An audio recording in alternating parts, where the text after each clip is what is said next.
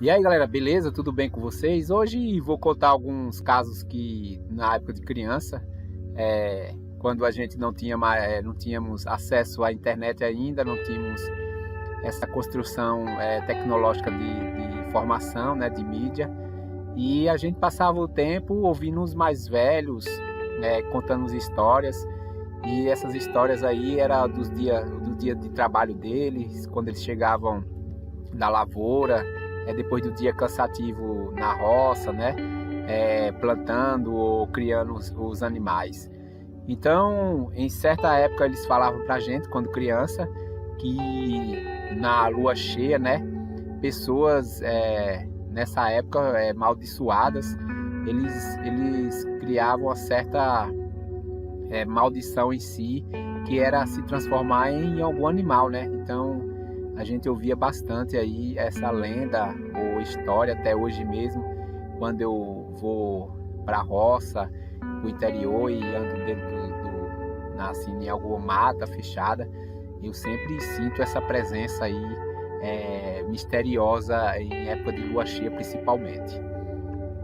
É que eles contam aí que existe uma maldição que não é nada como essas dos filmes que contam aí que o homem vira um lobo, né?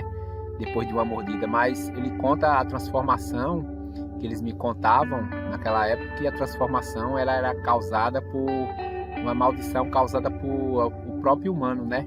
Pela sua degradação humana, que na época de Semana Santa, o filho xingava a mãe, xingava o pai, batia no pai, batia na mãe, desrespeitava os seus parentes todos, né, da sua casa, dormia com animais na rua, se espojava onde o jumento dormia, né? Então tudo isso aí criava uma certa maldição. Isso é muito contado aqui no interior do Nordeste, né? Em certos povoados ainda existe essa lenda, essa energia aí que palha no ar nos povoados aí, onde existe todo esse contexto lendário.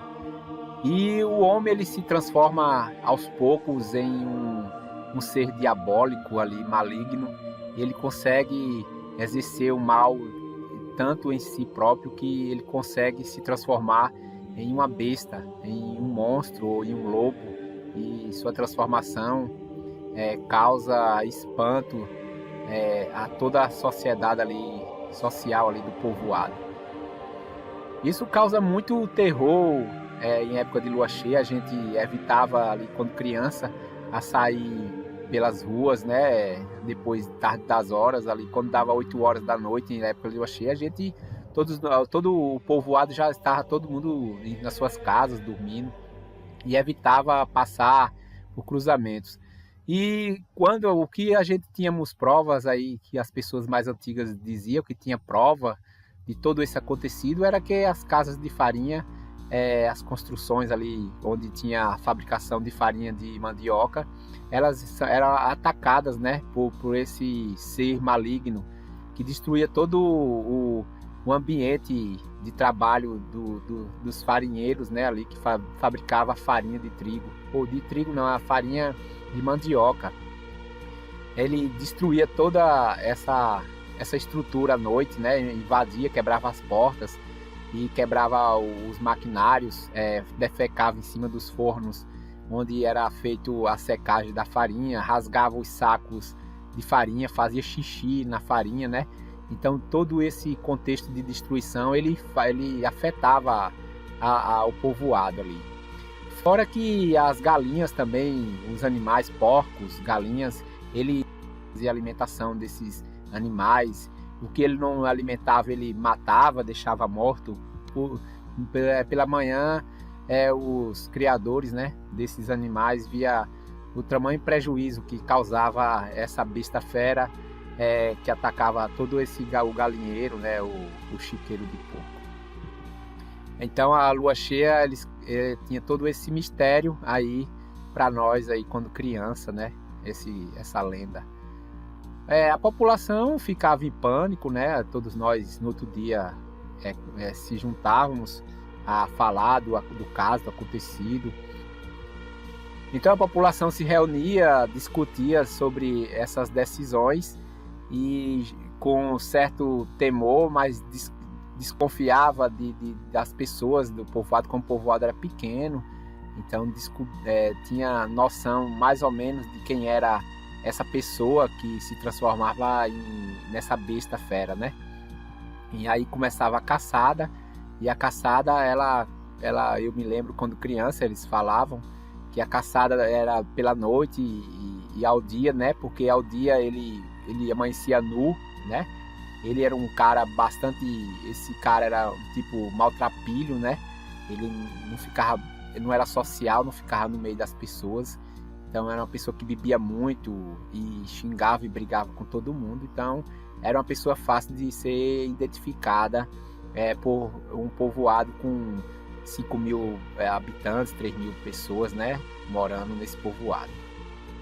Então aí à noite tinha as caçadas, descobríamos que atacava os gados, aí o gado também, era uma destruição em massa ali dos animais e de certas instalações ali de trabalho.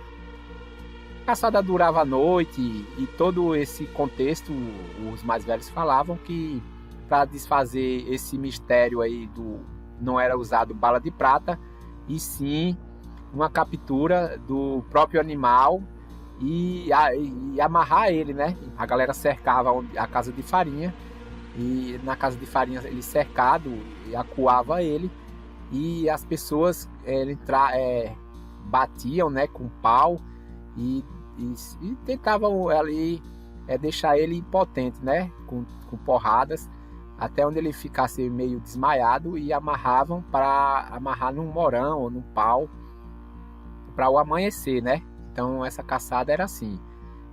O que eles me contavam era essa a história desse depois dele ter amarrado e amarrado num pau ali, numa árvore, eles esperavam amanhecer o dia, porque ao amanhecer ele se transformava e virava um humano de novo, e a sua própria vergonha, a vergonha que ele passava perante a população que descobriu quem era ele, a própria vergonha desfazia o mal que ele tinha, né? A maldição.